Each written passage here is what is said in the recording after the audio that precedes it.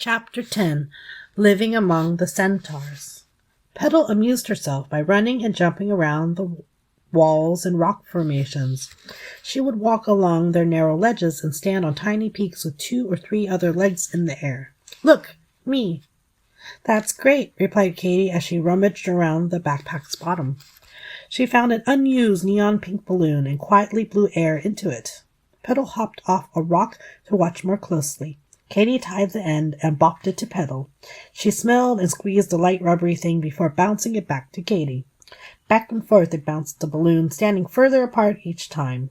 Light breezes caught the balloon. Delightedly, Petal chased it down. Others noticed the bright pink thing floating around and joined the fun. "It's mine now," teased Baku as he snatched the balloon out of the air and ran. "Hey, give that back," laughed Katy as she chased.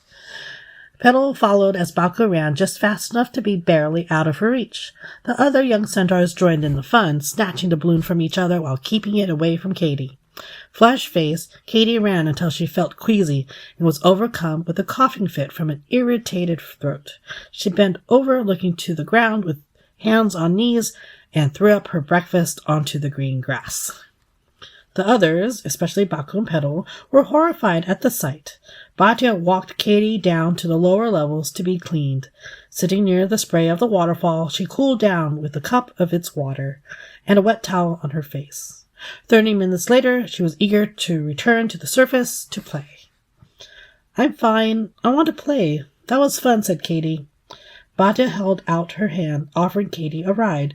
Katy climbed on and was taken back to the surface. The other kids paused when they saw them with Baku holding the balloon.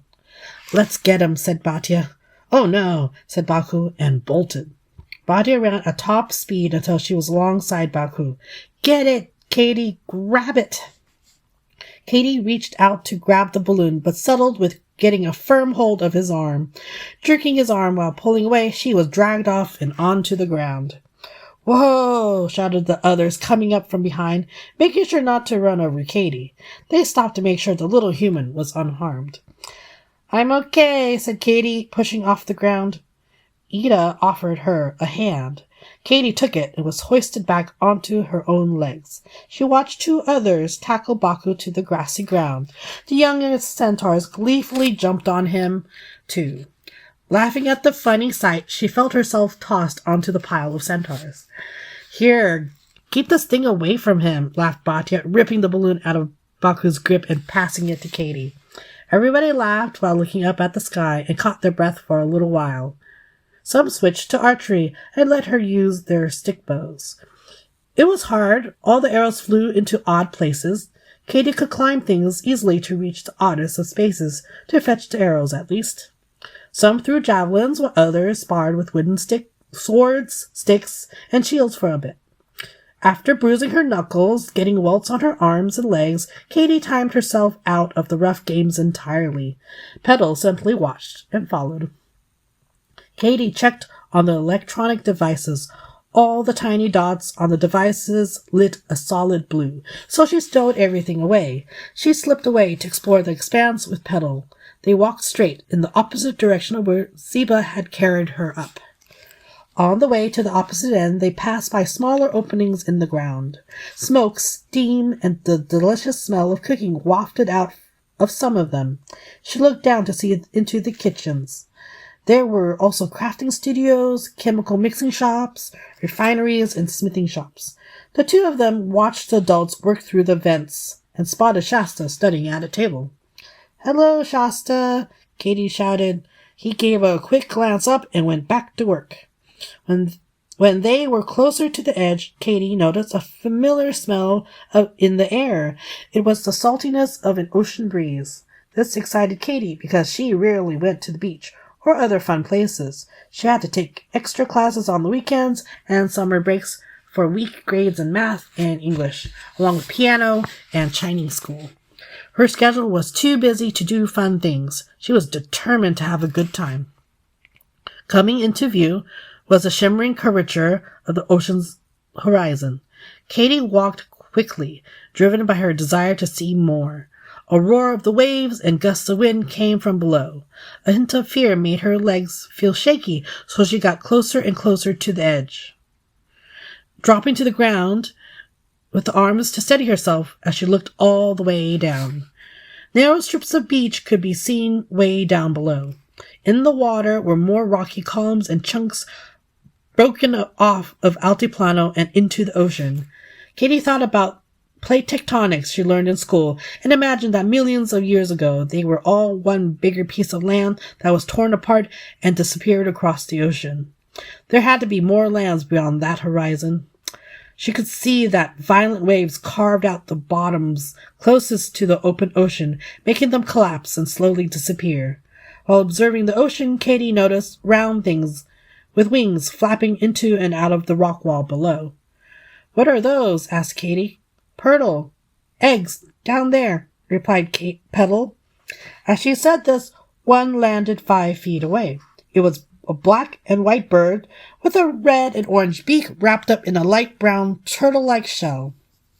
Katie took out a piece of bread saved from breakfast and tore off a corner and tossed it to the turtle. It pattered around a little bit, cautiously making its way to Katie. Once the bird was secured in its beak, it took off towards the water, swung around, and landed somewhere in the cliffside below them. Clouds formed around them as the heated ocean made water vapor. It started to rain, so Katie and Petal rushed back to the sinkhole entrance with mud on their legs. Shivering from the chill and wetness, Katie took off her soggy shoes. "Bath," said Petal. Katie stopped by her room to get clean clothes and grab a towel. Bare feet and hooves pattered down to the end of the hall. She could hear chatter and laughter coming from the bath chamber. When she poked her head around the corner to look inside the entrance, she could see a handful of female centaurs bathing in the larger hot pools.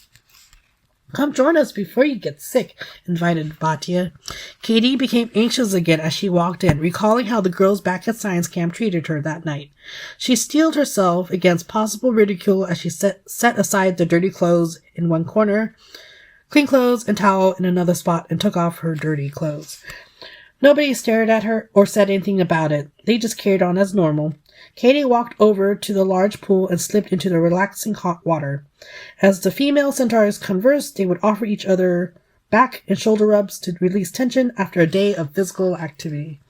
"Feels really good, huh?" said Bhatia. "Here, let me scrub and rub your back. Those are hard to reach on your own." Katie winced in pain and pulled away.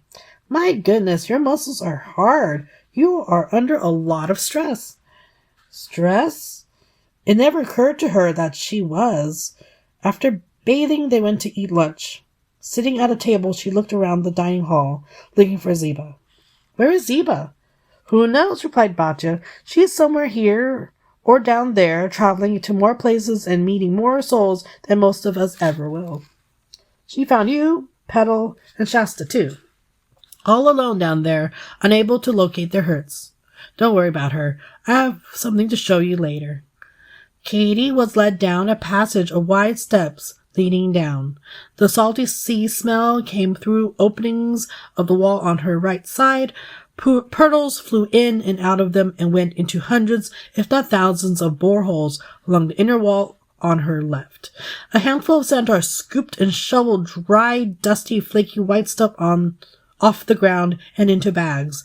Bags of them were piled on the ground, narrowing the passage. "We collect turtle eggs, and their droppings are incredibly valuable to the farmers of Citadel. They fertilize the soil to grow the fruits and vegetables we eat." The very bottom of the stairs opened up to water caves that led to the ocean. Massive mounds of sparkly white sand filled up one of them. Stacks of white bricks reached the ceiling. "We dry sea water to make salt. We sell and trade most of it to Citadel. Everybody needs salt and food, but with everybody gone, we have to stop. We have more salt and fertilizer than we know what to do with." Another water cave had a wooden dock. Centaurs were hauling up netfuls of sea animals and plants while dropping bags and jars full of things into the water. At the edge of the dock, she saw fish-like merpeople in the water, taking them and disappearing underwater. Bhatia told Katie that years ago, Zeba traveled along the coast from one town or village to another when she noticed something very strange on the beach. She walked out onto the sand to investigate. It was a pod of mermaids and mermen that were on their migration route. There was a fierce storm the day before. The entire battered pod was pushed up into the shallows and stranded there when the water retreated. Zeba dropped everything she carried and hauled every single merperson that was still alive back into the water. Sway and Rava were among the few that survived the ordeal. They became really tight friends with Zeba and looked for her whenever they passed through here. Adventurous Rava and Sway managed to find a system of underground waterways that connected some of the caverns directly into the ocean. Now, mer people bring us all kinds of things from the oceans to trade. We're lucky we still have them, but we're running out of things to give them in exchange. Our way of life is grinding to a halt.